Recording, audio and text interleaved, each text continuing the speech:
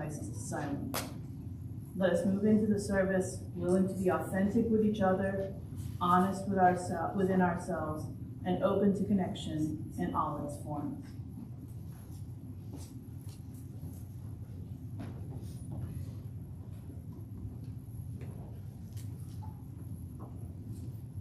Our opening words this morning are from Seth Carrier-Ladd. Wind that whispers through the willow trees, sun that sustains us, water that washes over willing earth and weathered stones, a smile shared and savored, a child's squill of delight as she dances in the daisies and daffodils, the quiet joy of gathered community. This is the spirit of life and love that we call forth now into this gathering. May this spirit infuse our hearts, fill our souls, and carry us forward like a wave on the ocean as we enter now into this sacred time and space.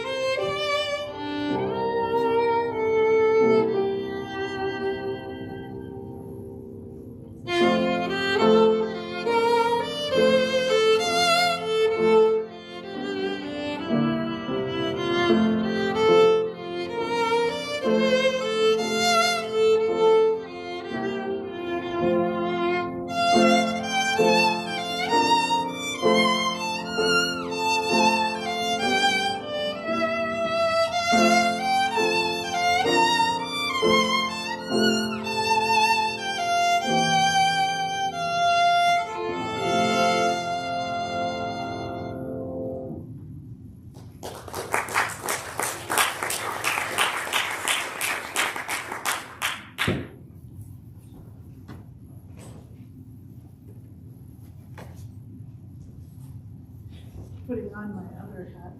Okay.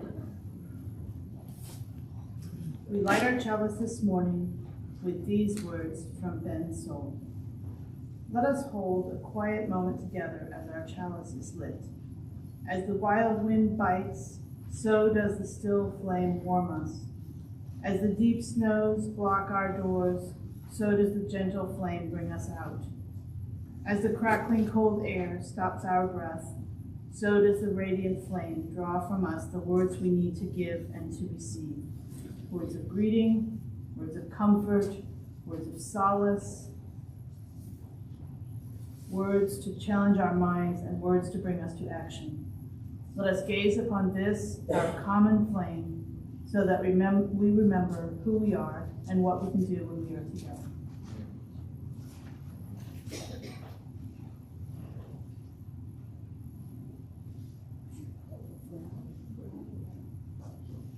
As is our tradition, we also light a candle in solidarity with those families and individuals separated and suffering at our southern border. We light our peace candle this week for the Russo-Ukrainian War, which started in 2014 with the Russian invasion of Crimea and intensified in 2022 with the Russian invasion of Ukraine. The conflict has largely been based on Russia's ongoing desire to exert influence on a former Soviet country, and the ongoing full-scale war has resulted in a major refugee crisis and tens of thousands of deaths. 254,600 people have been killed in fighting in Ukraine and Russia since 2014, 240,400 of which were killed in 2022. As many as 1,050 people have already been killed in 2023.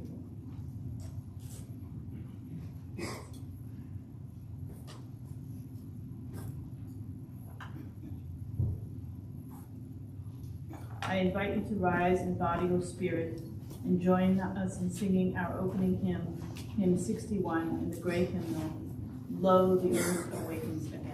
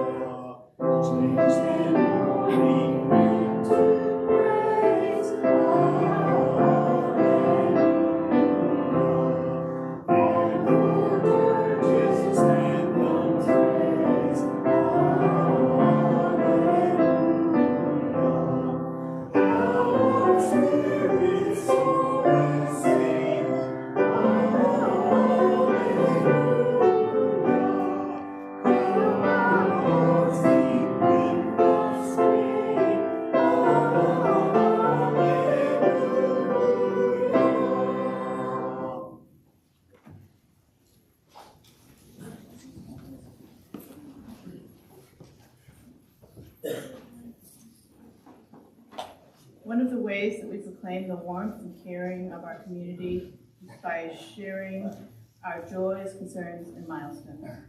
If you are joining us virtually, we invite you to type your joy, concern, or milestone in the YouTube chat box during Music for Meditation.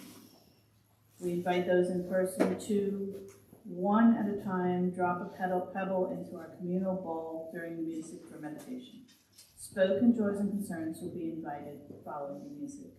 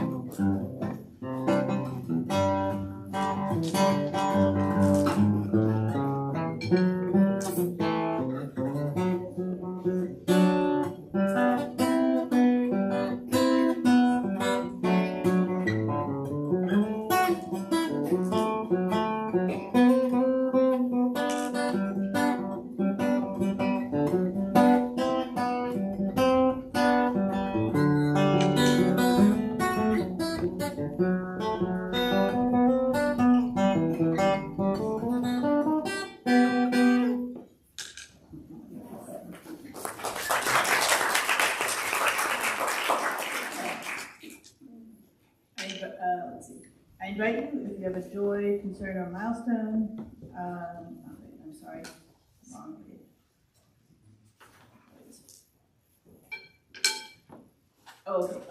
Sorry, I thought I had to do a separate invitation, but anyway, anyone who has a spoken joy or concern, please come up and let us know.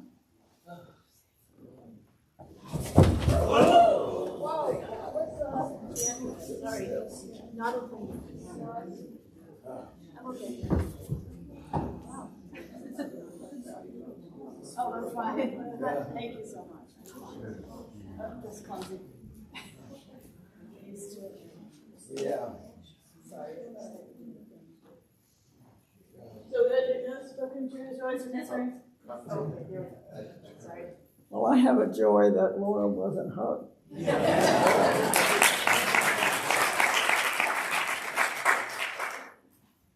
Well, I have another joy. And yesterday's mail brought the information for the Azalea Storytelling Festival.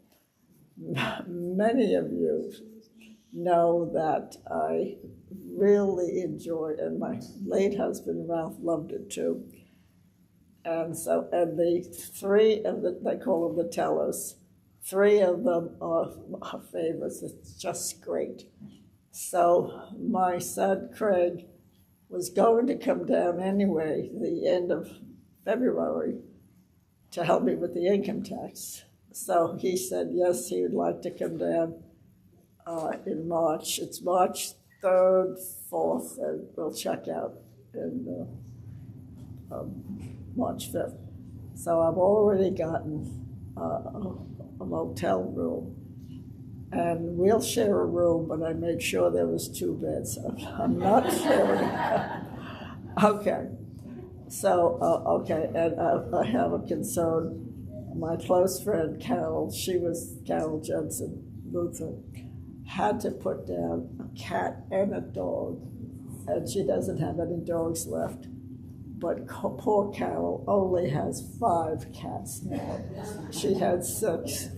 They're all indoor. They're all indoor. Okay, but I really feel for her, though, to have to put a cat and a dog down. Okay.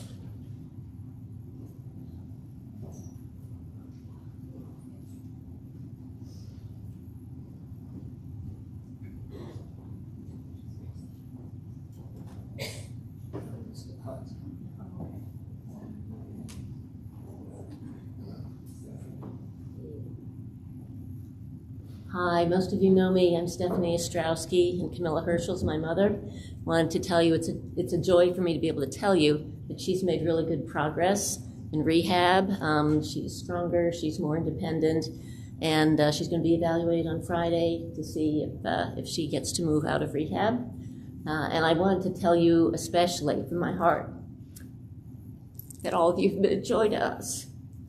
You've supported her so much and given her so much love and so much to look forward to every week, coming to church and seeing you all. And it's been, as she said, she never imagined that at 80, she could make a whole new circle of friends who would be so very dear to her. So thank you, and give yourselves a hand.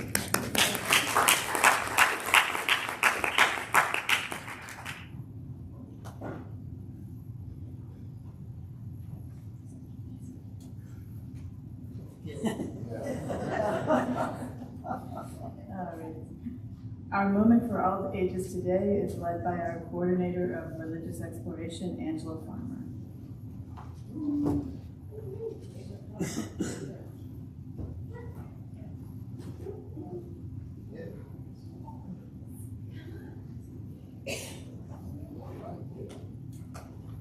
You don't have to be shorter than me.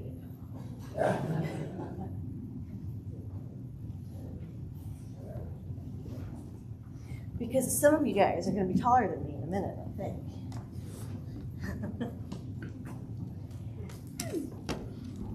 We're going to look at The Children of the Forest by Matt Myers.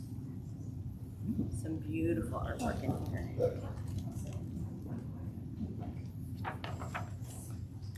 This book is all about make-believe. How many of you like to make-believe?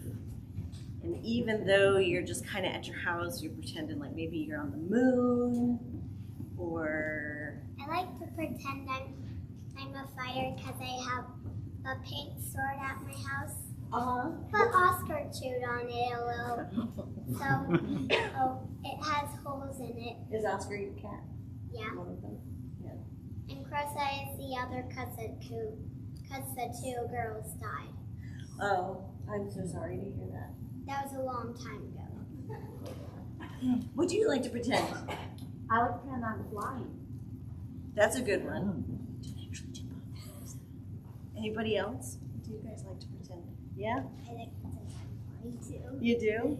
You two should When I'm go. swinging on my swing. Yeah, go on a trip together. That's the best, right? Well, this is a brother and a sister who are going to pretend. They pretend. We are wild. We are children of the forest. We were raised by wolves and raccoons and owls. What will become of us? No one knows. All we know is that Mother Nature will take care of us.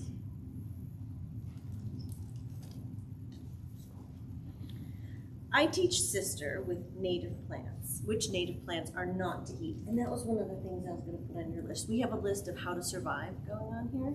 So one of the very important things is knowing what not to eat, right? So I teach sister which native plants are not to eat and how to brew tea with ancient herbs. We find a pioneer cabin.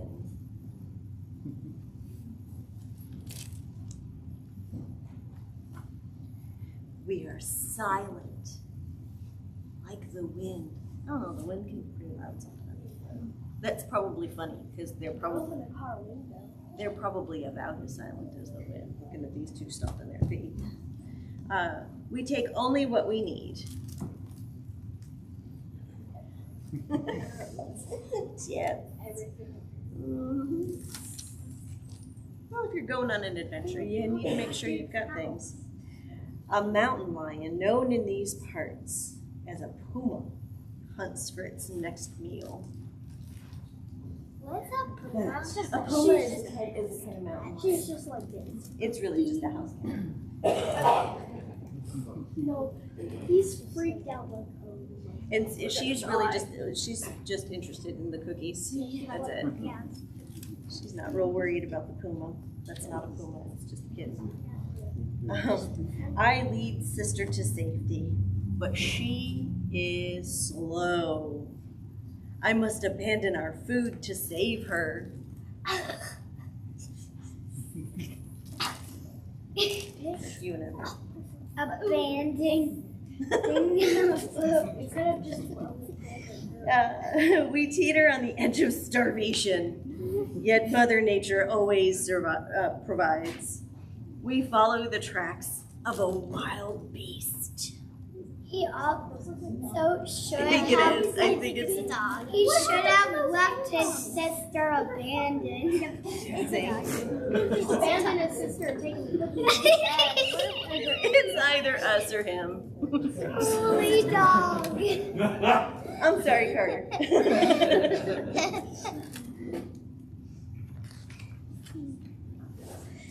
We will feast tonight, sister. The drumstick is the best part, I tell her. But she's giving him scritches. Hope he's getting some good scritches there. He's staring at the drums. The sun is low. We must make our camp. I teach sister the ways of survival. High ground is more dry. Red sky means no rain tonight. Tent poles are not to eat. Yeah, I know, gross. They're probably not great. No fire tonight. We have heard strange sounds, and the smoke would give us away. Look, sister, this will warn us if intruders come. They've made a string of all their provisions. I thought he abandoned the food. Well, maybe double back. Plot hole. He abandoned the things and food. We are wild. They're in a tent. Oh yeah, look at it. It looks like a dinosaur. Uh-huh. What is that? The shrubs are painted to kind of look like your creatures of the night. We are wild. We are safely in a tent. Safely. Oh no, the alarm. It's the dog. It's the dog. You've read this story before, haven't you? I read too many of You this just, time. you know the It plot. was all Mom. Hello, my little campers. I brought you water bottles. Want some company? Okay. Oh my gosh, it's so weird. Her face honestly looks kind of scary. And let you take our food while we sleep. We send the scavenger woman away. I'm gonna call your mom a scavenger woman. No, Cute kid. no, sister. Nature is our only mother. We are wild. We are the children of the forest. They were raised by raccoons and other animals. Sister needs me. I must protect her. What will become of us? Only Mother Nature knows. I think that one looks like an owl. More creatures. The end. This is for anyone who has needed their imagination to take them someplace else.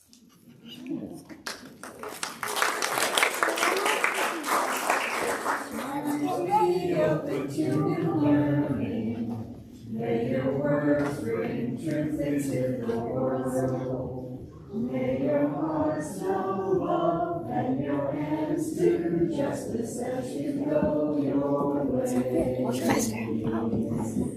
As you go your way. As you go your way.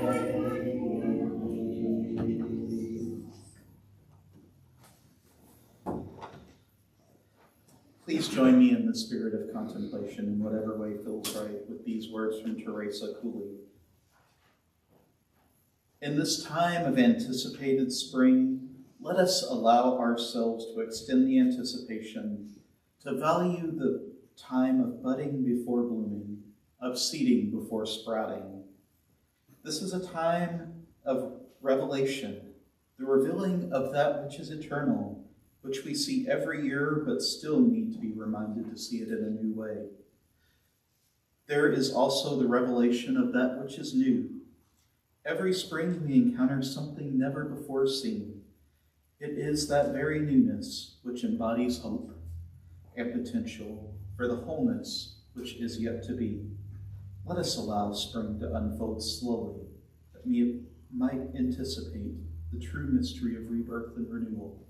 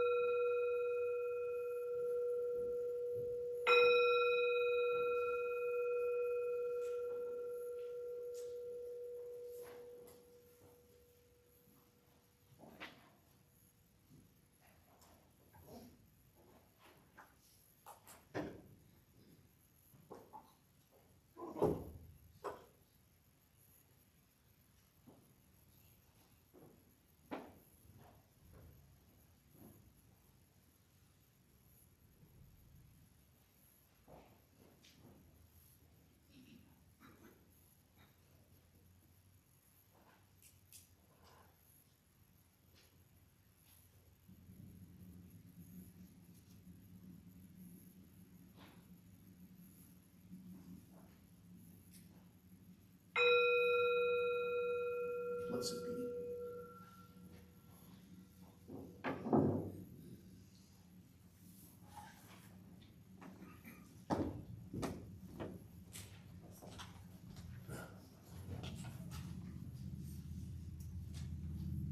This religious community exists by its mission as a fire exists by burning. But a fire cannot burn without fuel.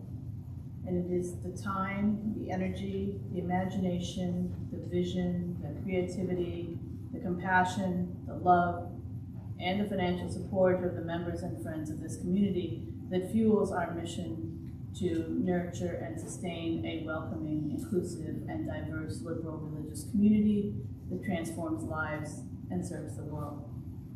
Your support, the free and generous support of each and every member and friend of this community, is what fuels this community and its mission. And without your support, the flame of justice, community, and love cannot burn brightly to warm ourselves and be a beacon in a world threatened by division and fear. To make a donation online via PayPal, please visit auuf.org/donate. Please indicate in the notes whether your donation is for your pledge or the offering. If you are writing a check, please make your check payable to AUF with a note on the memo line about whether it is for the offering or your pledge, and drop it in the offering bowl or mail it to P.O. Box 669, Auburn, Alabama 36831. The offering will now be gratefully received.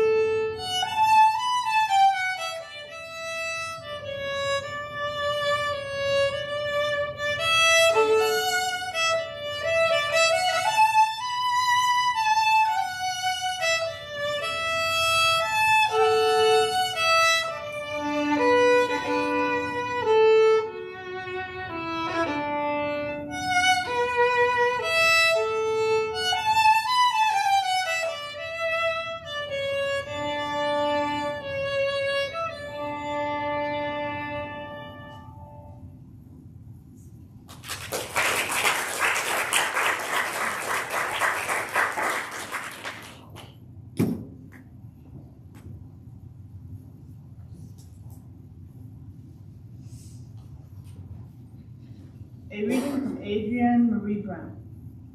Since I was a kid, I've had a penchant and passion for my touch on my body. This was sometimes shameful, sometimes wonderful, and deeply private from fairly early on, as I received messages from family and neighbors that it wasn't right. It has only been as an adult, as I have witnessed every single child I have ever met come into pleasureful awareness of their bodies, that I've understood that it was a natural part of growing into my body. In my early 20s, I learned about pleasure activism. My self-touch took on a political power. I have traveled to other places where I have been celebrated immediately for my size and shape, my color. Not so in the US. But I realized that if I wanted to truly be radical in the world, truly see white and skinny as one way people are born, as opposed to the physical, supreme, which pours over into every other aspect of life, I had to decolonize my desire. I had to learn to desire myself, my body, my skin, my rhythms, my pleasure. The results were life-changing. This practice changed the way I dressed, the way I walked, the way I flirted, the way I made love to others, the way I spoke. because I had seen, heard, and felt my power. I mean both my physical, earthly power and the divine power inside of this body, this light brown, big, clear, glasses-wearing body. It wasn't ego, it was sitting with what is and finding beauty. And now no one could take that from me, however they might regard my body. I was a pleasure unto myself. I was a guaranteed delight in my own hands and my own eyes. When my body feels good, my life feels good, and I want to keep going.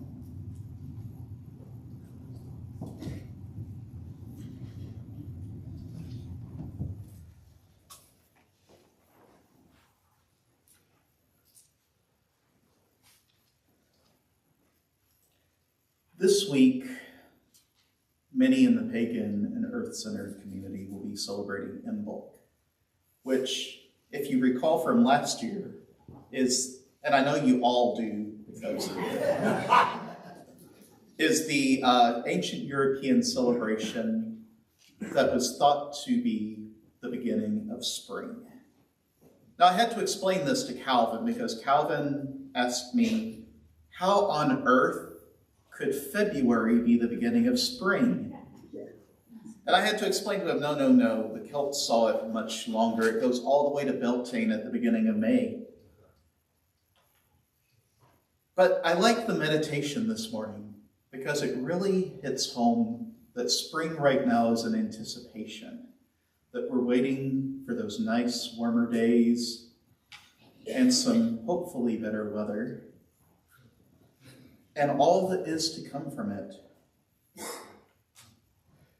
Now, Imbolc was a Celtic celebration of the goddess Briget.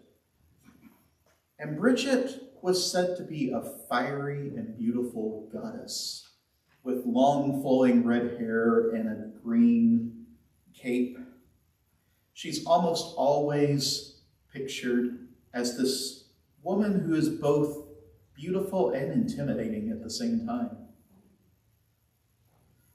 So I thought, why not use today to talk about what does it mean to look at beauty? Because we know in the coming spring, there will be flowers and plants and children running around laughing, and it's easy to say those things are beautiful. But spring also brings mosquitoes and kudzu and snakes. Some of you might like snakes, I don't.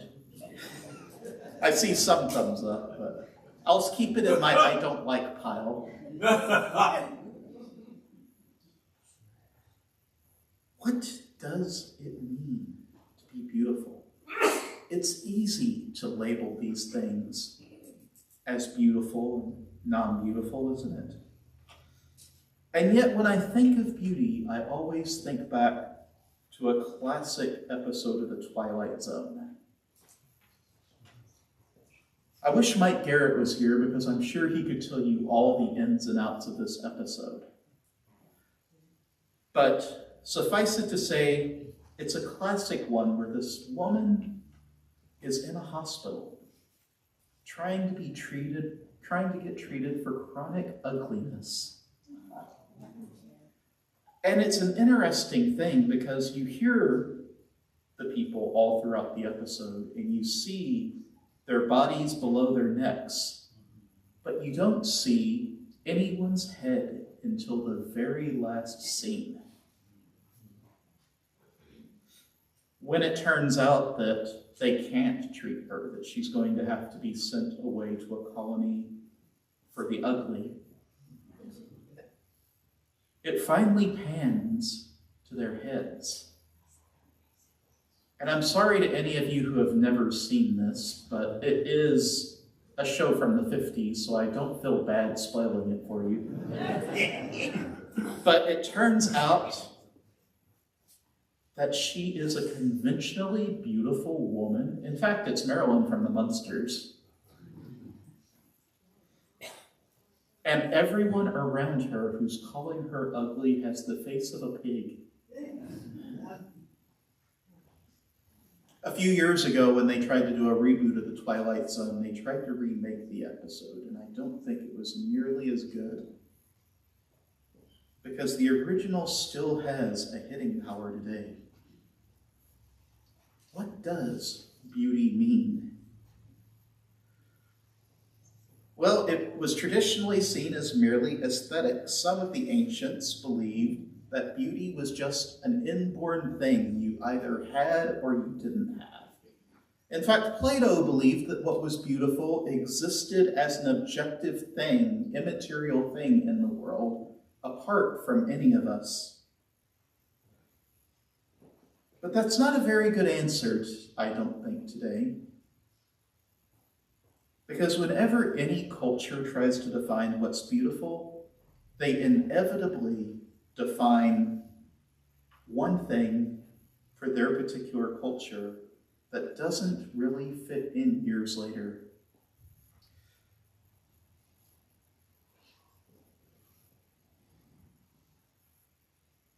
In fact, as in the 19th century, H.G. Wells said that beauty is in the heart of the beholder.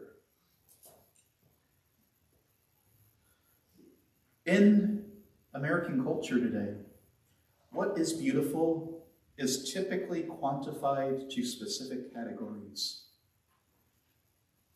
Young, thin, white, able-bodied, cisgender, straight, gender-conforming.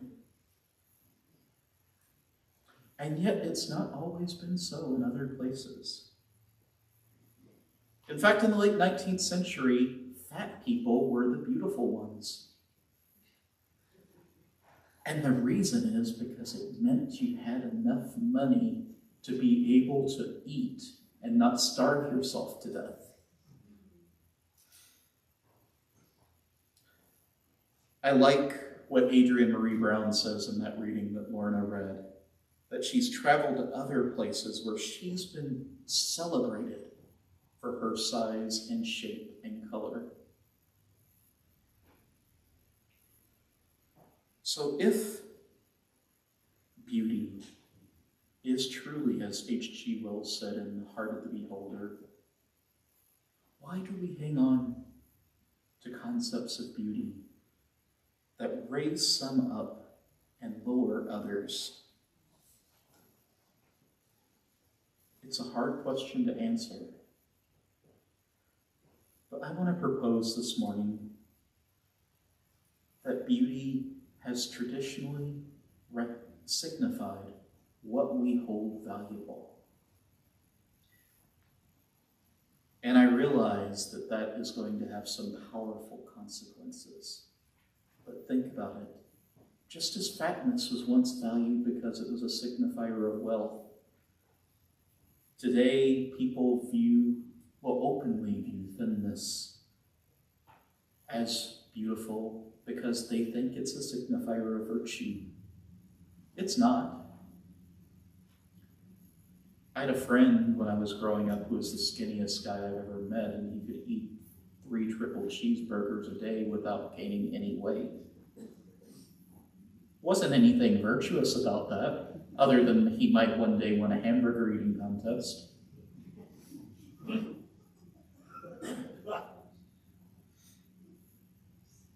But what if we could take beauty and turn it on its head?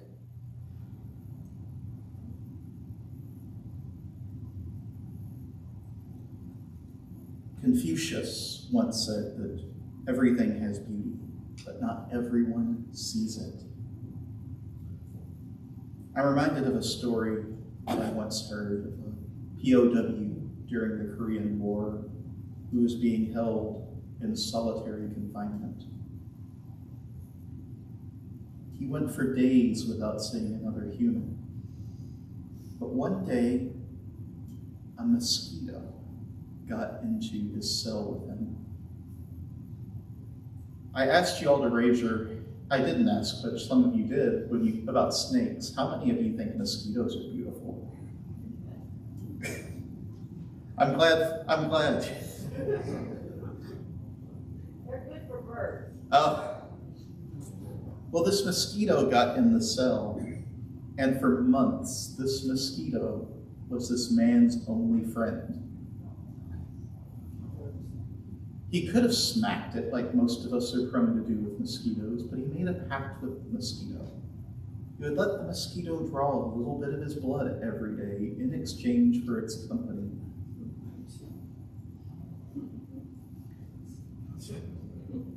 And for him, it truly became a magical experience because the mosquito turned out to be a beautiful friend in the midst of a not so beautiful situation.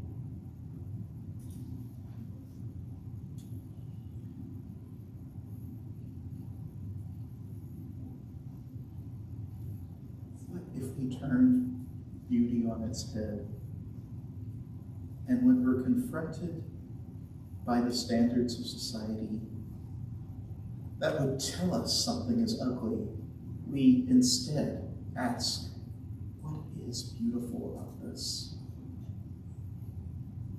We don't wait for beauty to show itself, but we find the beauty because we recognize that Confucius was right. I want to propose that our concept of beauty can be a guide to helping us find what it is we value on our spiritual journeys. And maybe if our concept of beauty is out of line, we can recognize that though it won't change overnight, it is a social construct. And we can look at where else beauty is.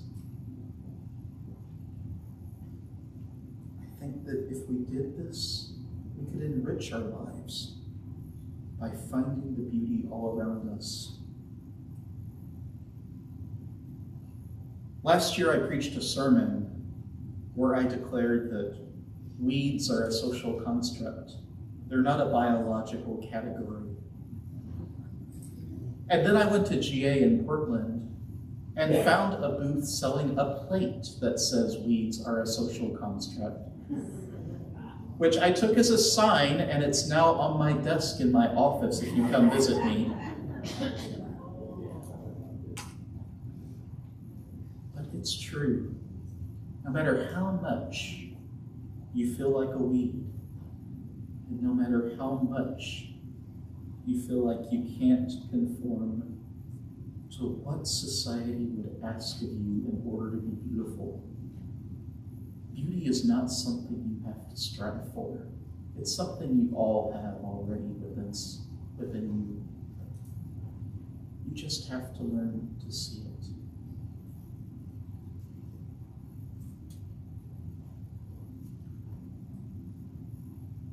I'm not sure I'll ever be able to completely rise above the prejudices that I was taught as a child. The mind is a hard thing to teach new ways. And yet I strive to do so because when I look at those children who come up, I want them to have a different way of being. I want them to see beauty not as something that some people have and some don't, but as something that each of us has always had, even when it didn't feel like it. I want them to know that no matter how often we have people put down aspects of ourselves and tell us that we are less than, that we are more powerful than we can possibly imagine.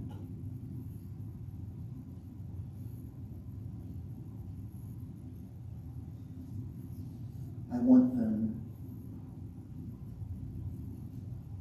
in the words of Adrienne Marie Brown, to be a pleasure unto themselves. What I'm asking is difficult. We are in the season of New Year's resolutions when fitness centers are offering deep discounts, hoping that you'll sign up for a year and forget about them after January.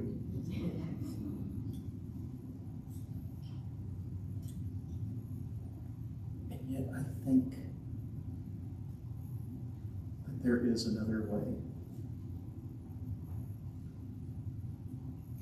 Briget brings spring. She brings all of spring. As the season changes, yes, enjoy the flowers and the fresh vegetables and the children playing. But I'm going to make a promise to y'all. If I see a snake along the path, I'll try not to recoil. I'll try to look. And maybe if I look, have a mosquito land on me this year. I might shoo them off before asking what is the beauty that's here in this situation. Maybe so.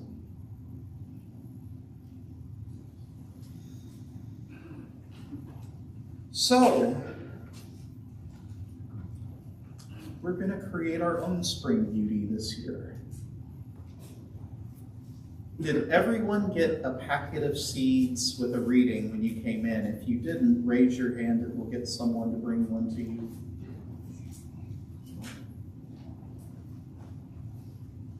Now, I purposely told Peter not to let you all rummage through the pile and find the one you wanted. I told him that if he did that, you'd all be very disappointed.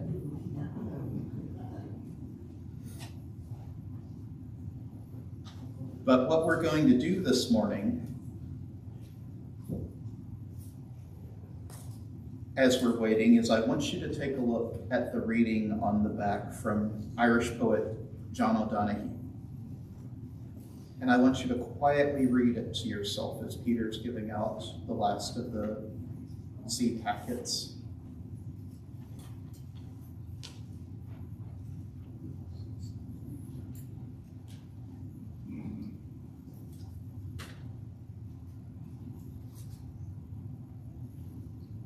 Now, each seed packet has been designed to give you a measure of energy and a measure of encouragement to help your inner beauty take root and begin to grow. And we are going to try to feel some connection now by stirring those seeds around the room. In a moment, I'll ring the bell, and I'd like you, if you are able, to get up quietly and walk around the room, exchanging seed packets with a few other people. Now, some of us, that's easier to get up and walk around than others. So if you're not able to get up, I want you to stay seated, and I want to encourage people to come find you. But don't all of us go find the same people who are all sitting down. Now, here's how it should work. You rise, walk slowly, and meet another person. Look at them in the eyes, but don't hold your gaze. Share your seed packet with them, and together read the blessing to one another. You can trade the seed packets if you like, or keep the one you have. After you've shared, thank that person and move on to another person. I'd like you to do this meeting and blessing sharing no more than 3 times and then quietly return to your seat. It's a simple thing to do, I hope, and you do not have to rush. It's also meant to be a fairly quiet activity, and I hope you'll be appreciative of the 3 people you encounter without a lot of chatting. When everyone is returned to their seat, we'll know that this part of the service is finished. 2 important things. It's fine not to participate. We're aware that some of us do not like to do this kind of thing. If you don't want to participate, please stay in your seat and observe quietly the movement of people around you. The second thing is that some of us need to remain seated, as I say. If you need to stay seated but would like to share your seed packet with other people, please hold it up. Those of us who are moving around will look for you and will come to you. Okay, get ready. Remember, You are going to meet and share 3 times with 3 different people each time. When you meet, read your blessing together, trade packets if you would like, or keep the one you have, then thank each other and move on quietly to someone new. Let's begin.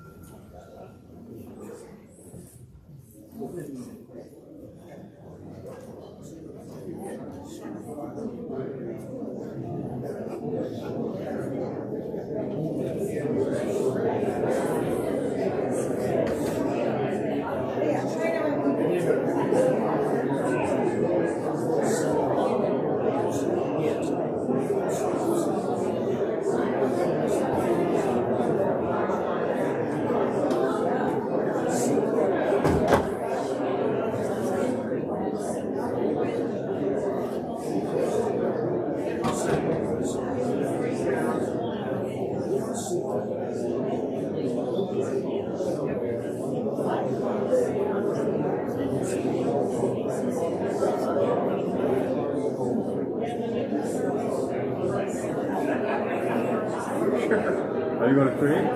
I don't have one. Oh. I forgot.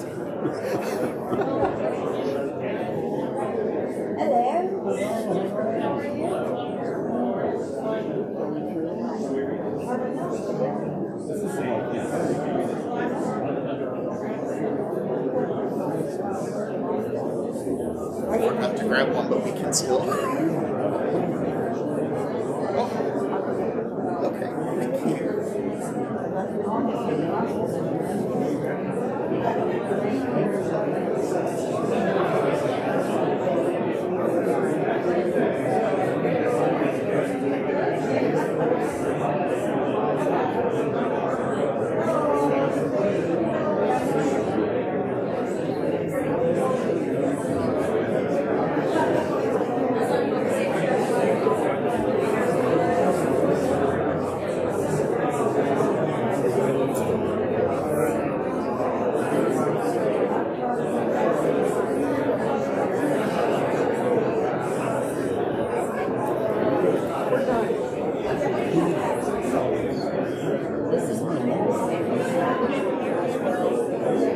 I'm going to put it in your capable hands because I'll screw it up. I have to do business.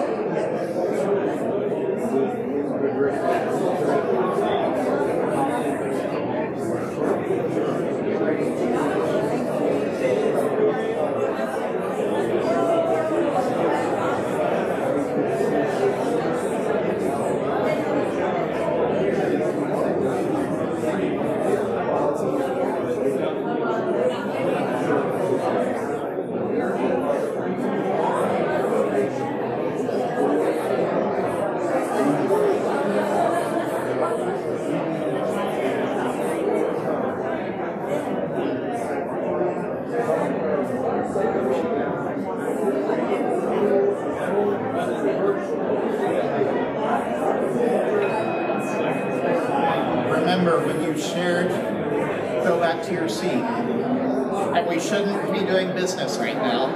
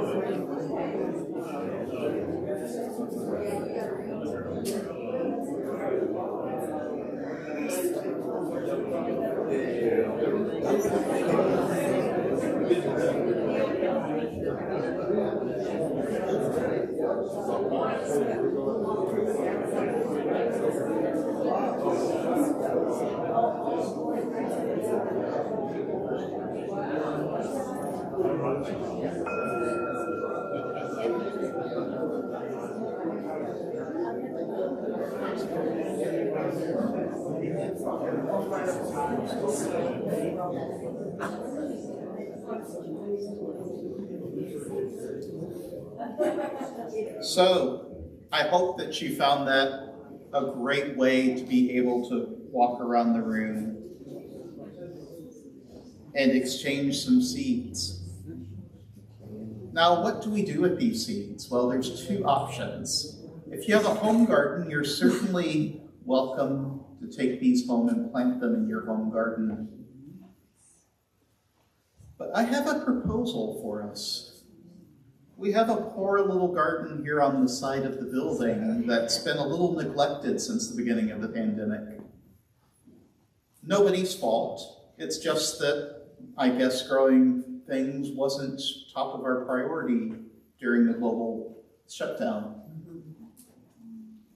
I've talked to Jan Newton, and we're going to come up with a date where we can invite people to come down, and Jan will be available. If you're like me and you have no idea what to do about planting things, she'll be available to show you a little bit about how to plant them and where to plant them, and let's replenish our garden here on the side.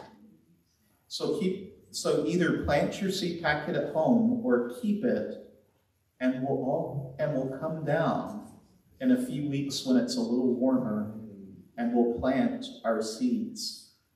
And my hope is that out of that, what we'll have is a beautiful garden where we can say during announcements, would anyone like some basil or some mint from our garden?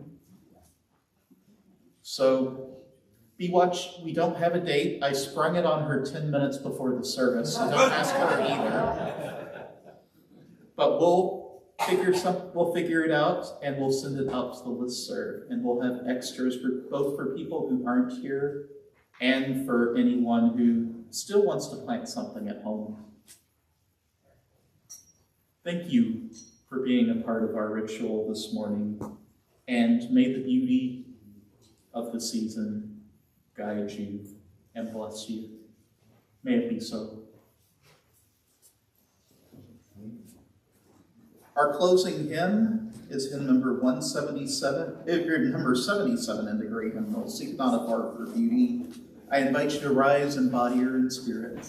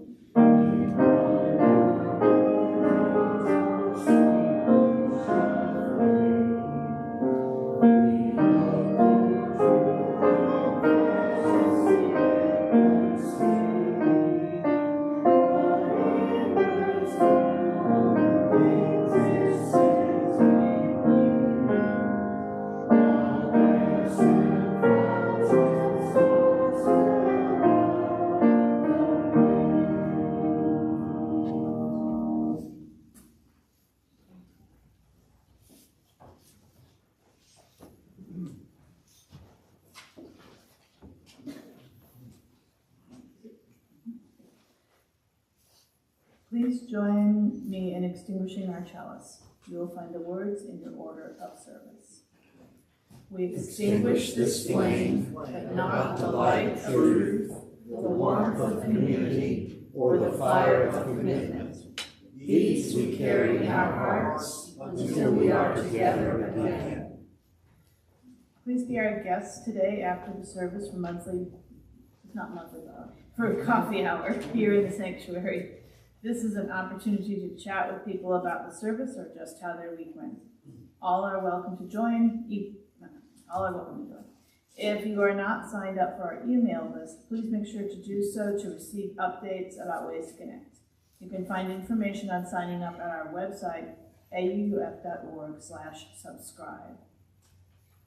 I don't have the written. It's Valentine's. There aren't any written announcements. Nobody submitted it. Oh, nobody submitted. Oh. We don't read the order of service. We don't read the order of service. So Right, okay, so there aren't any. Okay, all right, sorry. All right, let's see. I invite anyone with a spoken announcement to come forward at this time.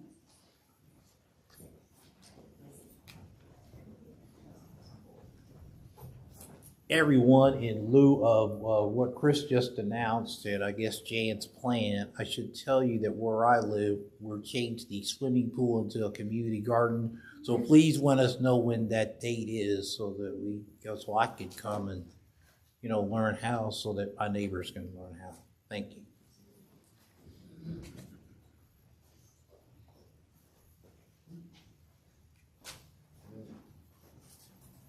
Hello, my name is Noriko, and I am representing the RE committee. And then I realized that it is so much harder than I thought to bring back the tradition. That I have a different level of respect for our auction committee now. But our Valentine Express, a lot of you who were here before pandemic, this was the tradition of February and January. It wasn't the winter without this.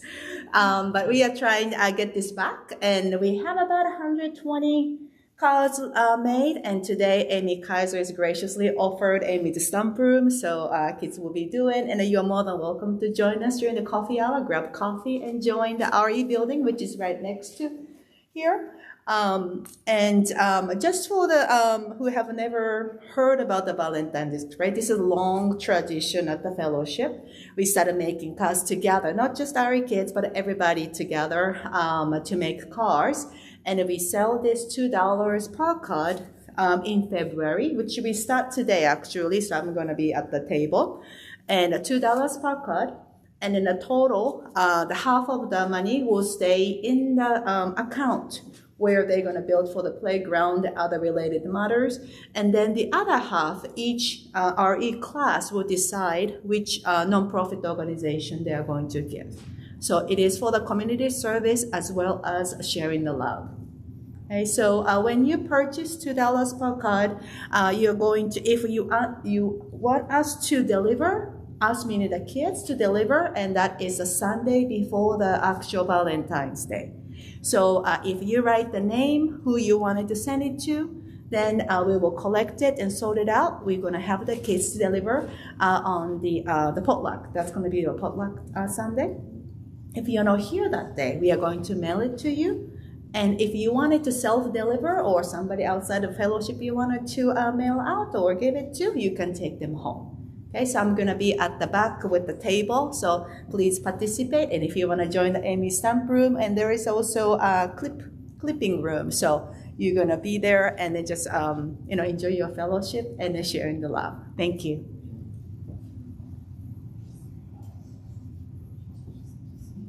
So this is your weekly reminder that game night is now every second Friday and fourth Saturday. For those of you who like dates, in February, it will be February 10th and February 25th. There is also the instrumental jam, which happens after yoga on the fourth Tuesday, which is the 28th. So again, that is game night on the second Friday, fourth Saturday, February 10th and 25th, and instrumental jam on the 28th.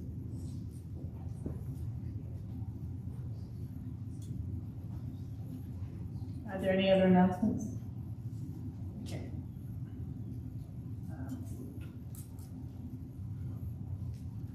Please join us now for our sun benediction.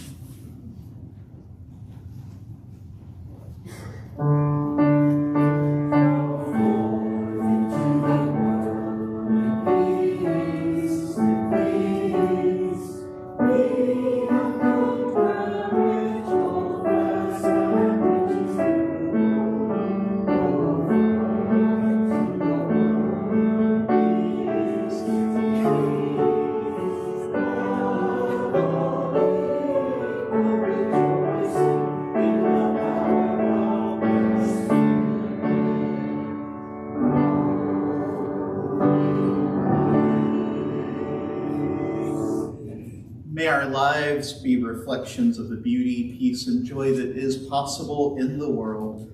And may the love we find in this place sustain us as we go our separate ways until we meet again. Amen. Blessed be, and go in peace.